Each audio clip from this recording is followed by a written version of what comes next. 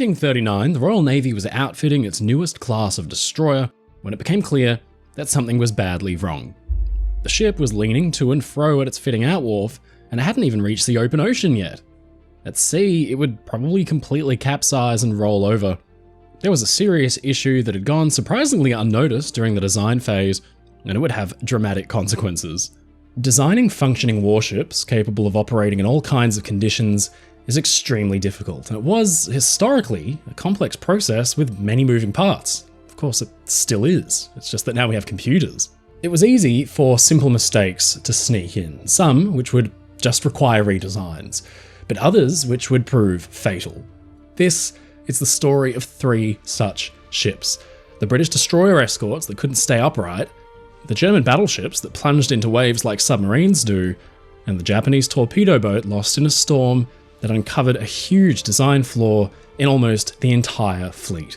Ladies and gentlemen, I'm your friend Mike Brady from Warship Designs, and these are 3 bad warship design failures.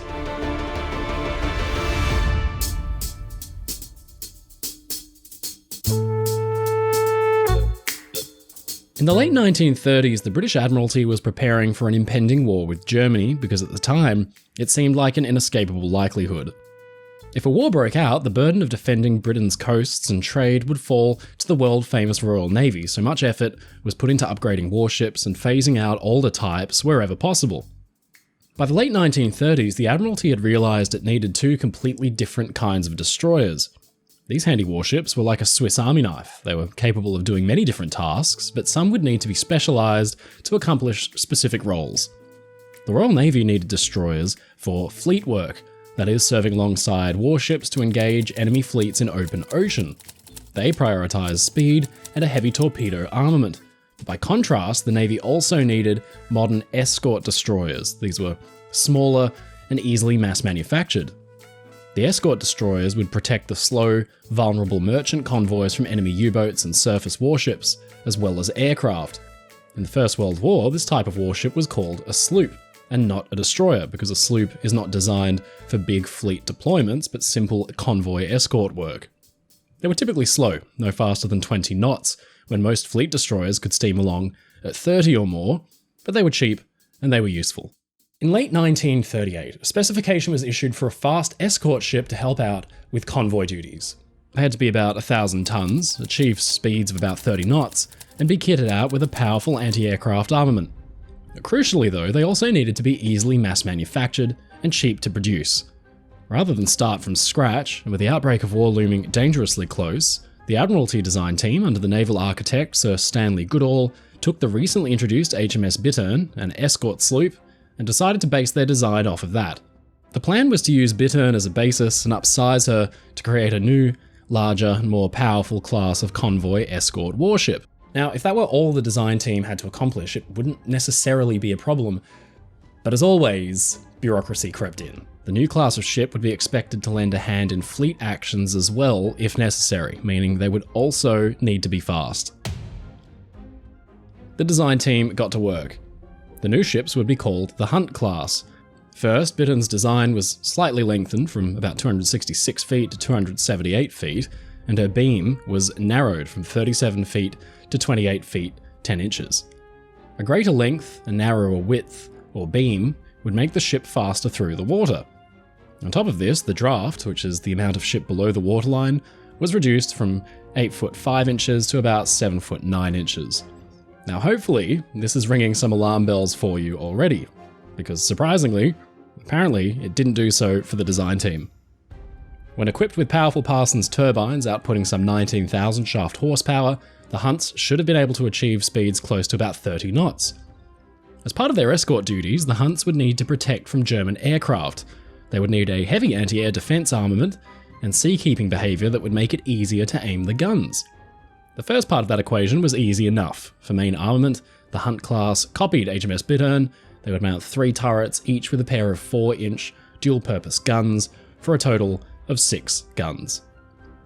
Now the Hunt class had their anti-air armament, the designers went to work ensuring they could aim them easier. A ship's designer can actually influence just how much the ship rolls in the water. We've looked at this on the channel before. It has to do with the ship's metacentric height. For a ship designed to engage aircraft like the Hunt class was, a long, slow roll would be better than a quick, snappy one. If the ship was rolling slower and more predictably, it would make the guns easier to aim, so the Hunt class needed a low metacentric height. Now this was calculated with complex mathematics by the design team and even checked by Sir Stanley himself. But off the bat, Sir Stanley had his reservations. In his daily diary, he wrote that he felt that the design team was, quote, poor, and they might need more supervision, but in the rush to rearm and upgrade the Royal Navy in the face of a war, Goodall's remit was completely overloaded with projects that all required his attention and sign-off. Unfortunately, it meant that several obvious signs that the Hunt class would be a disaster went unnoticed all the way from the drawing board to construction. Upsizing a ship's design, like that of the Bittern-class sloop, is actually quite difficult because it means all the careful calculations that were made to ensure the stability and good seakeeping need to be done and done again. The first Hunt-class ship, HMS Atherstone, went down the slipway in December 1939 and was completed, ready for duties in March 1940, but tests showed some alarming behaviours. Before even putting to sea, at the fitting out wharf it was found that Atherstone was dangerously unstable, which was a serious problem because the first 20 Hunt-class ships were already ordered and under construction, nearing completion. Atherstone, with her anti-air turrets mounted high up, seemed likely to capsize in anything more than a moderate sea. Something had gone terribly wrong. The complex mathematics required to calculate the ship's centre of buoyancy and its rolling motion had taken the design team some time to calculate, but somewhere somebody had made a mistake in their math. Basing the Hunt's design on the Bittern-class sloop meant concessions would need to be made, and in the quest for more speed, it should have already been setting off alarm bells that the Hunt class would be required to mount a heavy defensive armament high up on the superstructure, while also being significantly narrower than the Bittern class. Early on, Sir Stanley had actually caught wind of this issue and he figured that the beam would need to be increased. Before Atherstone, the first Hunt-class ship, was laid down, the beam was increased by 9 inches, but clearly it wasn't enough.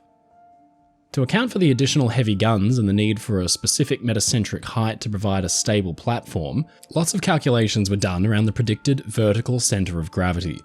In fact, so much mathematics were done for these ships that each new design ended up with its own class book of calculations. This was full of formulas and information that was checked and signed off by Sir Stanley Goodall, but it seems like he, the design team, and even a second independent calculator brought in to check the figures missed a simple error. In calculating the predicted centre of gravity, a figure of 7 feet was given from the keel to the upper deck instead of the actual 17 feet. This meant that a huge amount of weight was emitted from the equation from low down in the ship.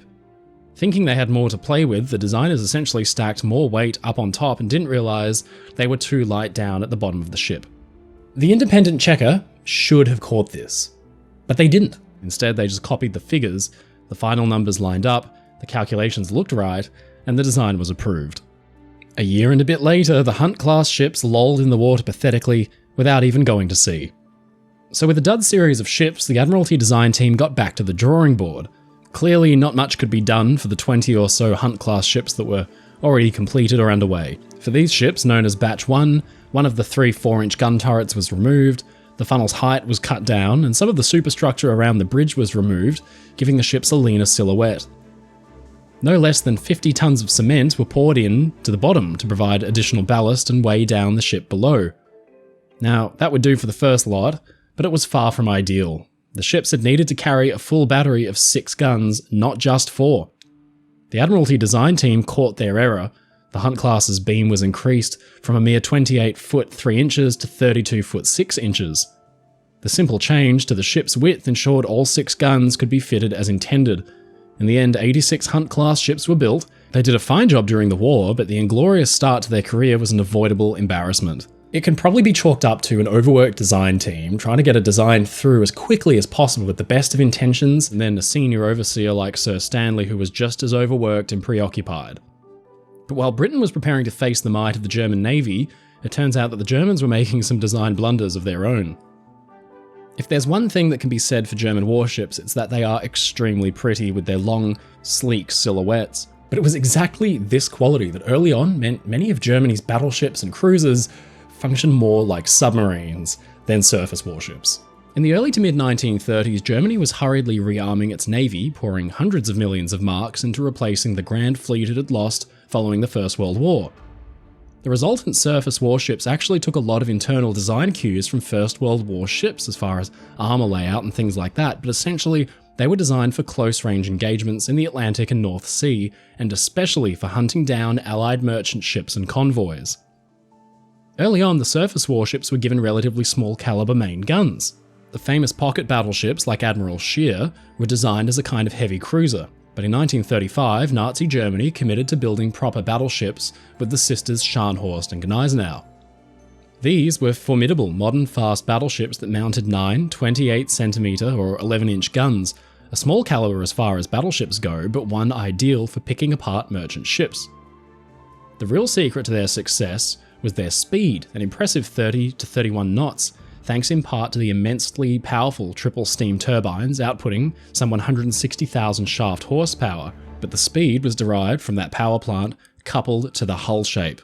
The battleships were long and narrow, a hull form ideal for cutting through the water like a hot knife through butter. It would make the pair a deadly duo, able to engage and disengage the enemy at will, attack a convoy with impunity before escaping quickly into a developing rain squall if the resistance proved too dangerous. They would be quick. Another aspect of the ship's design to enhance their speed through big seas was their bow shape, which featured a straight stem. The stem is the very front of the ship, and it gives the bow its shape. In the glory days of the ocean liner back in the late 18 and early 1900s, designers had toyed with a variety of shapes for their stems in the ever-growing quest for speed. Cunard Line introduced Mauretania and Lusitania in 1907 with very straight stems. A straight stem differs significantly from a raked stem, which introduces an angle to the bow. An angled or raked stem essentially provides more bow structure, meaning there is more buoyancy, simply more ship to float. It means that a ship with a raked bow is more likely to ride over the waves comfortably, as the raked stem and bow is lifted by the ocean. But a straight stem, by contrast, has less buoyancy. It means the ship will cut straight through a wave and maintain its speed. Lusitania and Mauretania, with their straight stems, could easily cut through massive Atlantic swells and maintain their fast, record-breaking crossing times, but they also exhibited some strange behaviours. One of my favourite stories is from the Mauretania. The straight stem gave the ship a weird tendency to drop suddenly underfoot, something that occasionally startled passengers. Once, her captain, dressed up to the nines for dinner, went quickly to the bridge to check that all was well before heading below, when suddenly, in the face of a big wave, Mauretania's bow dropped, and the wave rolled up the bow, crashing over the bridge wing, dousing the captain completely in seawater. Designers back then used to account for this loss of buoyancy forward with an emphasised shear, that is, an exaggerated angle on the ship's deck. As the bow narrows, the shear line flicks up dramatically, providing, once again, simply more ship's structure to float and prevent any unwanted dropping by the head. Scharnhorst and Gneisenau were each designed with straight stems to emphasise their speed. In fact, most of those early Nazi German surface warships were, including the pocket battleships and even the modern heavy cruiser Admiral Hipper. Scharnhorst and Gneisenau went for their sea trials, and they sure were fast, but then their bows started dropping into the sea. The straight stem meant that there just wasn't enough buoyancy for the ship to ride over waves, which, to be fair, is exactly what the designers had wanted. They wanted their ships to cut through the waves instead. But with such low, sleek hull forms, there was barely any freeboard, that is to say, barely any ship above the waterline to begin with. Lusitania and Mauretania had tall hulls. It meant that they could deal with the heavy seas, even with a straight, narrow bow. But Scharnhorst and Gneisenau were the opposite, and even worse, they had relatively little shear to account for it. They shipped tons and tons of water over the bow when the sea was up, and waves were bigger. With the forward decks awash, the seawater found its way through ventilation ducts and hatches to flood the inner workings of the bow and cause short circuits in wiring around the first gun turret. Now, this was obviously not okay, and it became pretty obvious that some serious modifications were needed. Scharnhorst and Gneisenau were both held up while their bow section was redesigned. The old, straight stem was cut away, and a new raked shape was added instead. The anchors, which had sat in hawse pipes on the side of the hull, were moved to sit up on deck because, with decks awash, they were likely to be ripped away. The new bow came to be known as the Atlantic bow, and it turned out that Scharnhorst and Gneisenau weren't the only ships that actually needed them.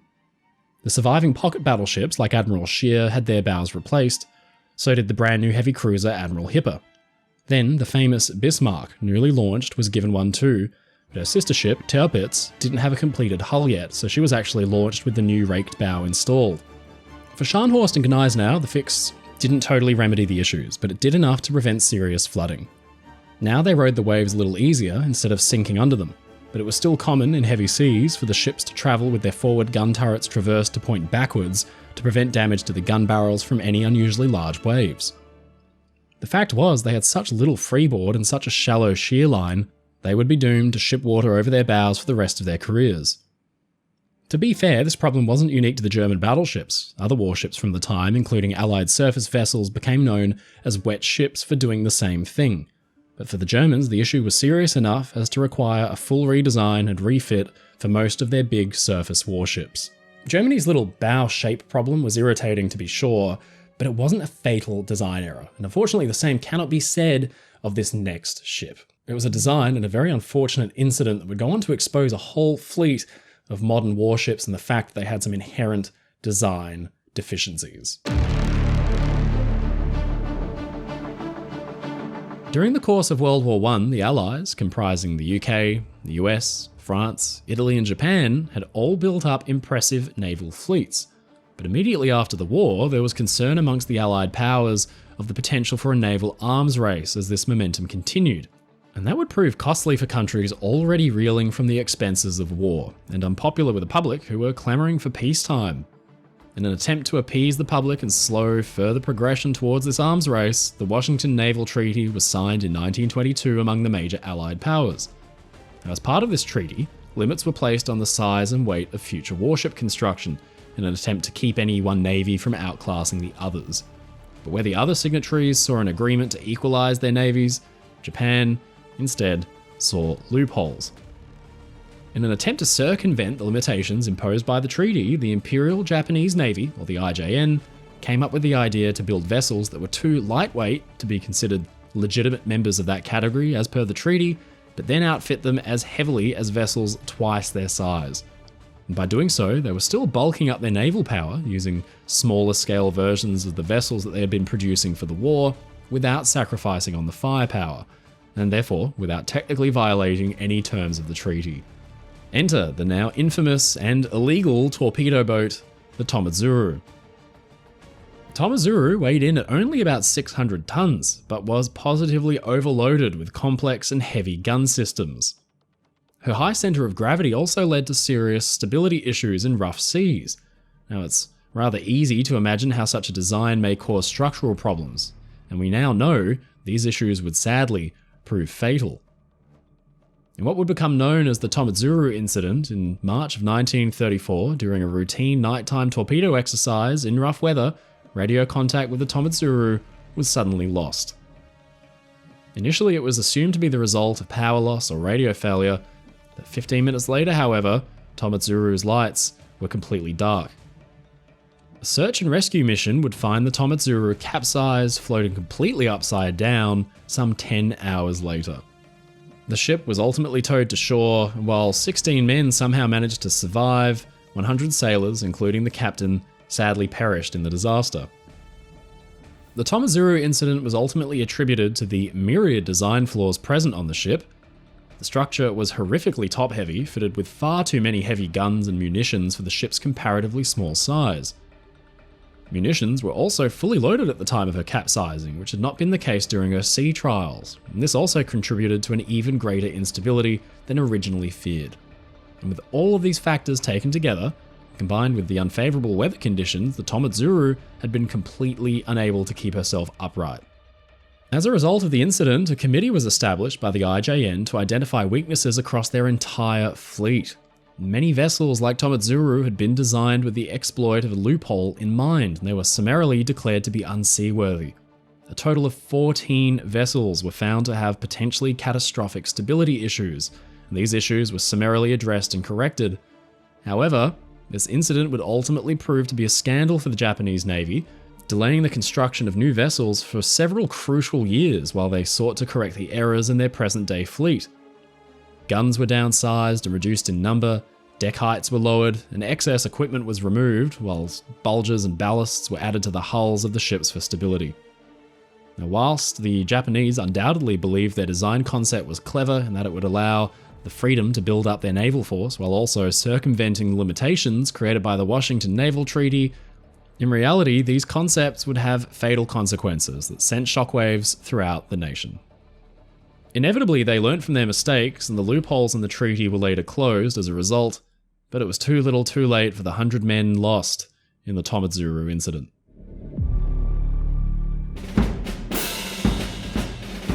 History's pages are filled with badly designed warships, from those that sank on their very first outings to those that fell victim to poor planning and cooperation.